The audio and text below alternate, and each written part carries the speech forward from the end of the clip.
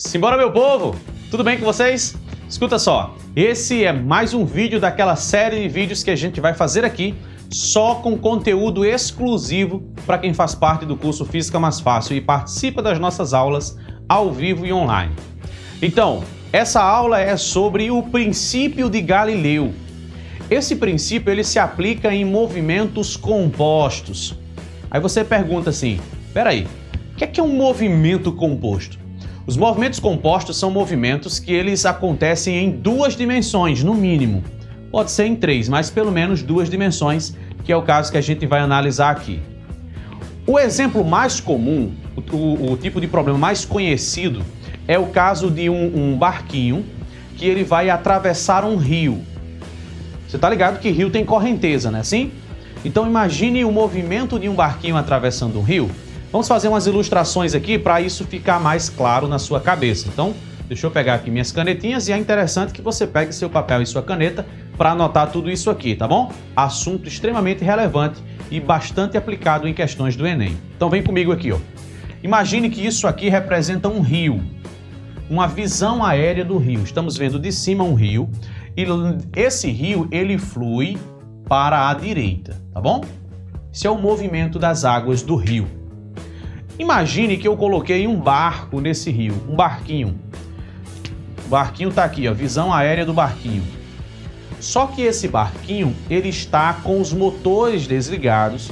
Esse barquinho ele não tem vela, ele está apenas submetido às ações da correnteza, nada mais. Então vamos lá.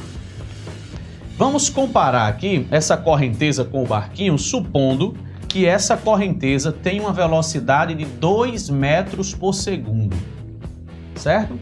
As águas movimentam-se para a direita com velocidade de 2 metros por segundo. Mas presta atenção no detalhe. No nosso primeiro bate-papo sobre cinemática, a gente falou sobre o referencial. Qual é a referência para afirmar que aquela água encontra-se a 2 metros por segundo? É as margens. Essa velocidade é em relação à margem, tá bom? Aqui, ó, a margem do rio. Se alguém estiver aqui, ó, nas margens do rio, observando esse rio, vai perceber que a água passa por ele a uma velocidade de 2 metros por segundo. Beleza? Pronto. Agora imagine que eu tenho aqui o barquinho desligado. Ou seja, esse barquinho, ele tem qual velocidade? Você diz assim, ele está com velocidade 0, com velocidade 2.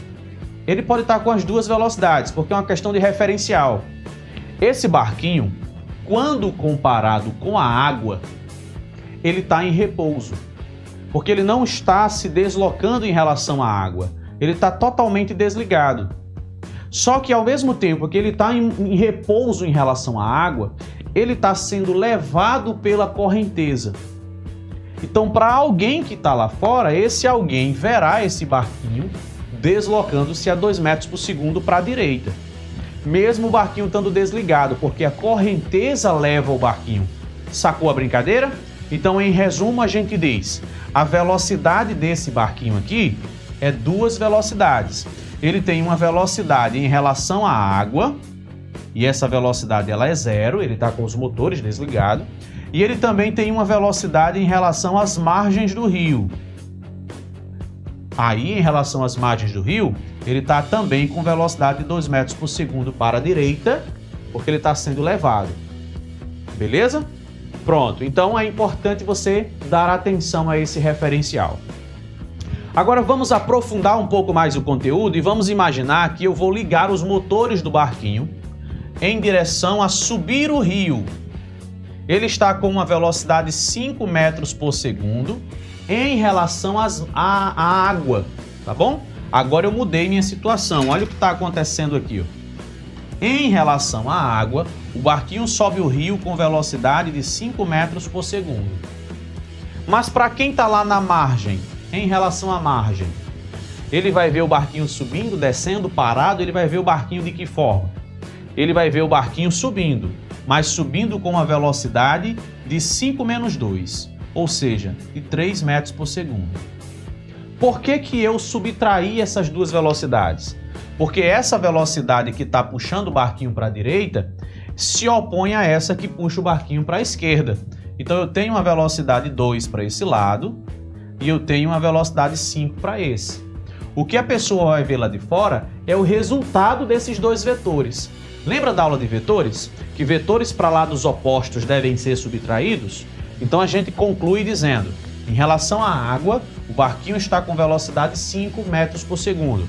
Em relação às margens, ele encontra-se com a velocidade resultante de 3 metros por segundo para a esquerda, subindo o rio. E se de repente eu virar o barquinho para que ele desça o rio? Vamos ver como fica a nossa nova situação? Então vamos lá, virando o barquinho para o lado contrário. Imagine agora que o meu barquinho está aqui, ó, para descer o rio com velocidade de 5 metros por segundo em relação à água. 5 metros por segundo em relação à água. Significa dizer que em relação às margens, esse barquinho desloca-se para a direita com uma velocidade de 5 mais 2, ou seja, 7 metros por segundo. Então ele subindo o rio, ele sobe mais lento, porque ele está se opondo. Veja que agora a velocidade da água está ajudando o barquinho. Os dois vetores estão no mesmo sentido. Quem vê lá de fora vê o vetor resultante, vê o resultado dessas duas velocidades que atuam sobre o barquinho. Uma outra aplicação desse mesmo caso é a situação das escadas rolantes. Lembra das escadas rolantes? Que se você estiver parado em relação à escada, mesmo assim você estará subindo? Se a escada for a que sobe.